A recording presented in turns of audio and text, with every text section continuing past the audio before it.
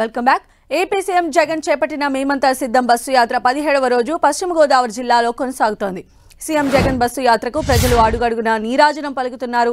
తేతలి నుంచి CM Jagan bus యాత్ర ప్రారంభం కానుంది.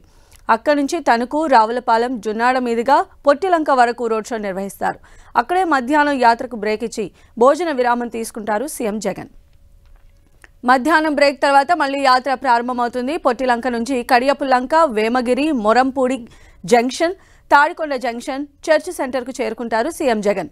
అనంతరం Devi Chowk, paper mill center, Diwan Cheruvu మీదుగా రాజానగరానికి చేరుకుంటారు.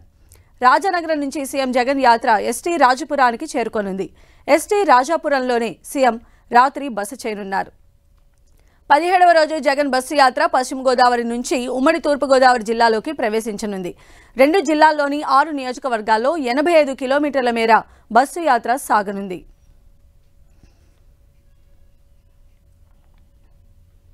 సీఎం జగన్ మేమంతా సిద్ధం బస్సు యాత్రకు సంబంధించిన ఈరోజు స్కెడ్యూల్ డీటెయిల్స్ మా ప్రతినిధి శ్రీనివాస్ అడిగి తెలుసుకుందాం. శ్రీనివాస్.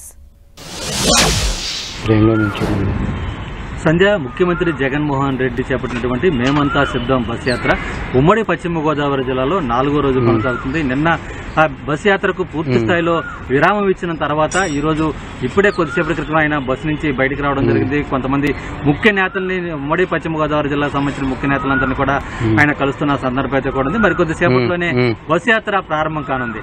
అటు తణుకు వై జంక్షన్ కి చేరుకున్న తర్వాత ఆయన రోడ్ షో ద్వారా తణుకు నియోజకవర్గంలోని తణుకు వై జంక్షన్ నుంచి కూడా శర్మిష్ఠా సెంటర్, అలాగే ఉండ్రాజవరం జంక్షన్ వద్ద కొంతమేరకు బస్సులో నుంచే అటు ప్రజలతో మాట్లాడే అవకాశం ఉంది. ఆ తర్వాత అక్కడి నుంచి కూడా కండవల్లి మీదగా పెరవలికి చేరుకుంటుంది. అక్కడే తూర్పుగోదావరి జిల్లాకు సంబంధించి నేతలంతా కూడా ఆయనకు బస్ యాత్రకు స్వాగతం పలుకున్నారు.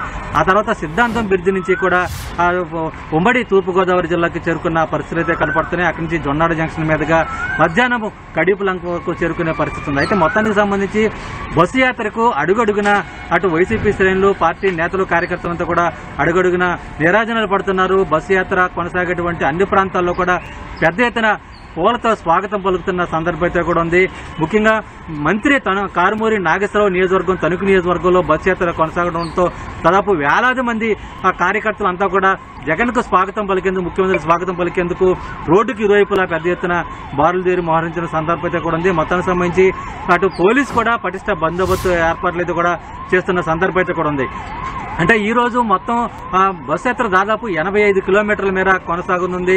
47 కిలోమీటర్లకు లంచ్ బ్రేక్ ఇచ్చే విధంగా కూడా ఏర్పాట్లన్నీ కూడా పూర్తి స్థాయిలో చేయడం జరిగింది. అటు 2 జిల్లాలకు సంబంధించిన ముఖ్య నేతలంతా కూడా ఘనస్వాగతం పలికే విధంగా బస్ యాత్రకు సంబంధించి అన్ని ఏర్పాట్లు కూడా ఇప్పటికే పూర్తి చేశారు. మరికొద్దిసేపట్లోనే జగన్మోహన్ రెడ్డి బస్ చేసినటువంటి తేతల నుంచి కూడా అటు తణుకుకి బస్ యాత్ర ప్రారంభం కానుంది. సంధ్య.